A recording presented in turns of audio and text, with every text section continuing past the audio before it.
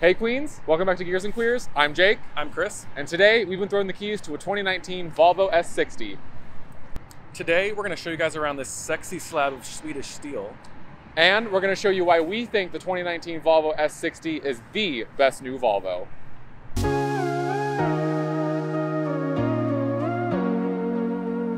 Christopher, 2019 Volvo S60, here we are. This is the newest iteration of Volvo's current design language on their new Scalable Product Architecture, or SPA.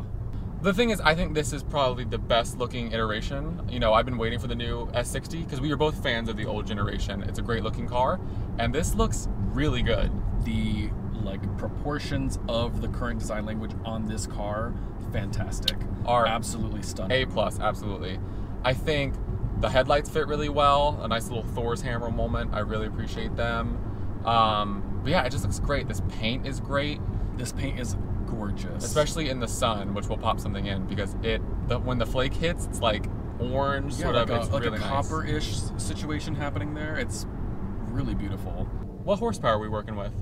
We have 316 horsepower and 295 pound-feet of torque. Mm-hmm. This engine is part of Volvo's new four-cylinder only philosophy. So T5 no longer means a turbocharged 5-cylinder. It is a purely turbocharged 4-cylinder. T6 is twin-charged, so you have the supercharger and the turbocharger. Yeah. And then T8 is the hybridized versions with the electric motors at the, I believe, rear axle. This engine is really nicely suited to this car, I think. What I don't like is the lag. There is a bit of noticeable trade-off between the supercharger and the turbocharger. Not a whole lot, but it is there. And what I do like is that you can actually hear a little bit of supercharger whine. Oh yeah, when you put it in dynamic mode, there's a little, like, it's so cute. One thing I'm really interested to see as these cars age, in particular with the twin-charged platform, is how they age. Like, that's the complexity of that. Can you imagine a T8 out of warranty? You might not have to worry about that if you're part of Volvo's care program, which, interesting point, the owner of this car took delivery of the first S60 under Care by Volvo in the US, which is super cool. A little bit of tidbit of tea for you. So keep an eye out for a video from his perspective of Care by Volvo. We're gonna do that at some point. She's coming.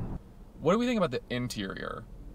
I'm gonna cut you off. It's so good. It is stunning. It's so good. Stunning. The textures, the leather, this really interesting sort of take on like a knurled aluminum on like all like the major switch gear, like the drive mode, the engine start, the vent closures. It's so good, y'all. It's so sweet in here. Touch points touch me so deeply. And the fit and finish, like you said, the materials, the design of this interior is beautiful. Yeah. You are hard pressed until you get into some serious luxury brands to find an interior this nice. Do we take issue with Volvo sort of translating the exact same interior architecture to every car? You know, I probably would if it weren't fantastic. Exactly. If it were bad, that'd be a problem. But it basically, like, you pick your size of Volvo. It's sort do of you like, want the small one? Do you want the medium one? Do you want that in an SUV? Small, medium, large SUV? And that makes it so easy. Like, you literally just pick your size and they all sort of behave the same way. Which is, I think, fine. I'm fully on board with that. Exactly. Personally. I have slight issue with the center touchscreen.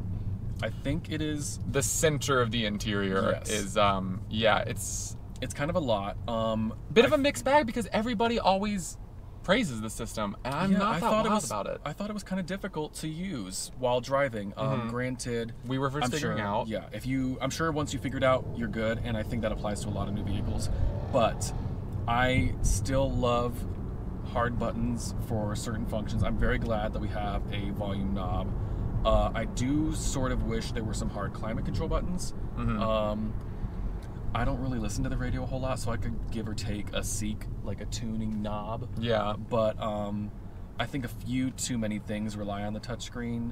Simply just trying to figure out how to change like your driver display and gauges. Apple CarPlay is strangely integrated. It's almost like a small window. It took us forever to sort of get that screen pulled up. Maybe we're just idiots. Let us know. But yeah, it as much praise is heaped upon this system by journalists, far and wide. I wasn't that pleased with it. Right. I don't hate it. It's not Q, but The portrait orientation makes it a little bit difficult with things that are like landscape, like Apple CarPlay, Android Auto. The interesting thing about the Sense's system is that it was recently upgraded. Supposedly there's a new processor in her. So she's a little bit faster responding than the first. It does respond quickly. Like it doesn't really muck about. There's no waiting for anything. And it does fit well into the overall theme of the interior. Like it looks nice here. It is a smudge fest though. It is a smudge. It's a smudge fest surrounded by a smudge fest. You have a glossy screen and surrounded black by piano black. Like, girl. Yeah, it's a definitely design decision. It looks great, but yeah, especially in like direct sunlight, I don't know, y'all. So Jacob, how do we feel about the digital gauge cluster? I like it. You pointed out, because I wasn't paying attention, because when we first got in this car a couple of days ago and started it up, I was looking all around, and you were eagle-eyed on the dash watching the graphics render. A pet peeve of mine is when motion graphics are not crisply rendered, and this car offends on the startup sequence. It's just like, yeah. And that would drive me insane every day of my life. Every single time I started the car, I would have to like look away. I get that. I do think that screen offers a lot of useful information while you're driving though. Absolutely. Wow, we switched places. Movie magic is crazy. Cinematic. So Jacob, how do we feel about the way this S60 R design drives? I think this is a bit of a commonality among most modern cars, but first off, it seems very well screwed together. Like it feels like one solid piece, almost like Porsche does. Hewn sort of from a solid block of Swedish metal, yes. So it feels good. It feels tight. It feels responsive. The steering is a bit devoid of feel. Like I think it's a good electric system, but I don't know, something like most. There's something to be desired. We're getting used to that. Yeah. Outside of dynamic mode, I don't think the engine sounds very dynamic. But I like it. I think once you get past that initial sort of lag time to get on it, it goes. Yeah, she's pretty responsive. She's pretty peppy. I mean, we're talking about 316 horsepower here. Yeah, that's no small amount. That's like more than my Infiniti like stock. Yeah, she's no slouch. She's ready to go. Yeah, and she pulls pretty hard. Pretty much the whole rev range. One thing that I think is a little bit interesting is, I mean, we are talking about a turbocharged car here, but when you first press, there's like a 1-2 and then she goes. Yeah. Which again, I think is so strange considering there's a supercharger. I mean, I realize there's a lot of complexity to a twin charge system, but you know, I thought it would be, you know, that initial supercharger surge and then. Right, I thought that too, which I was a little bit surprised by that. But I don't mind it, you know. I mean, Volvos are safe cars. This one's kind of going, are you sure you want to go right now? She's like, okay. Please confirm. Yeah. Yes. Transmission. Thoughts? I think the transmission is pretty good. She's pretty smooth and kind of like fades the background when you're just kind of like cruising. I think it's not the best when left to its own devices. I like it more manually shifted, even if you're just cruising around. She likes to be told what to do. We're dealing with an 8-speed here. Yeah, but this is not a ZF unit. This is Volvo's own. Yes, her in-house developed unit. Yeah. But no, it feels good. I think this is enough performance for most people, and I think, especially for a Volvo, I mean, I know there are more modern images changing, but it feels good. Like, you know, you can tell that this is their more sporting platform. Right, like the S60, I would never say before this platform was a dynamic star. It was a great vehicle to drive, no, in my opinion, but there was that sort of fluke with the S60 Polestar that, you know. Yeah, but she's like her own thing. Exactly. So I think for this to be the non-Polestar, this doesn't have a Polestar tune or anything, but it still feels really good.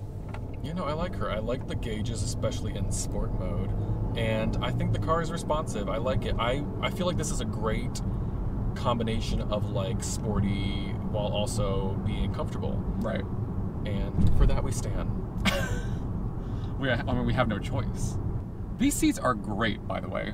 Yeah, I feel really comfortable. Like the seat's in a great spot, like the great position. Yeah, I feel like I have plenty of room. But the ultimate question is, can we sit behind ourselves? How are you? I've got plenty of room. Well, that's easy for you. I've got none. Yeah, well, you're 6'2". Yeah. And I am not. This is I mean, I've been in worse. Haven't we all? All right, Queens, thanks for coming along with us on this ride. Make sure you give this video a big thumbs up. You know, subscribe, Hit that notification bell if you're so inclined. We'd really appreciate it. And yeah, we'll see you on the next one. Bye.